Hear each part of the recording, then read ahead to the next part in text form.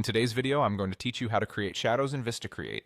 By the end, you'll know exactly how to add a clean shadow to your text and fine-tune it so it looks polished and professional. First, open VistaCreate in your browser.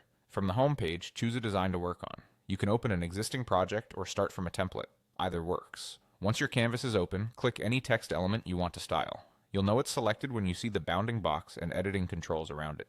With the text selected, look for the Effects option in the right side panel and open it. In the Effects list, choose Shadow to apply a default drop shadow to your text. You'll see it appear immediately, and now you can refine it to match your design. Start by adjusting size. This controls how large and soft the shadow shape feels. Small values keep the shadow tight and subtle. Larger values create a bolder, more dramatic look. Next, tweak blur to control how sharp or diffuse the shadow edges are. More blur creates a smoother, more natural fall-off. Less blur looks crisp and graphic. Then adjust distance. This is how far the shadow sits from the text. Short distances feel grounded and realistic. Longer distances add depth and separation.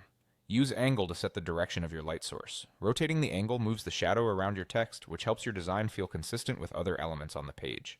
For example, if other objects suggest light from the top left, match that here. Color is powerful for creative shadows. Click the color swatch to choose a classic dark gray for a natural look, or pick a hue from your design for a stylized shadow. Lower saturation and a bit of transparency often look more refined than pure black. You'll also see a transparent text toggle within the shadow options.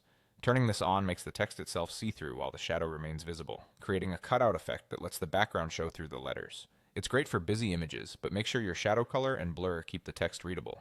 If you want a different style, select the text and go back into Effects, then choose Highlight. Click Highlight to apply it, and click again if you want to cycle or confirm the look. Reopen Effects if needed, and select Highlight once more to compare variations with your shadow setup. This is a quick way to decide whether a drop shadow or a highlight suits your layout better. That's it, you've added a shadow, dialed in the key settings, and explored the highlight alternative for contrast. Save your project, and you're ready to use your polished design anywhere.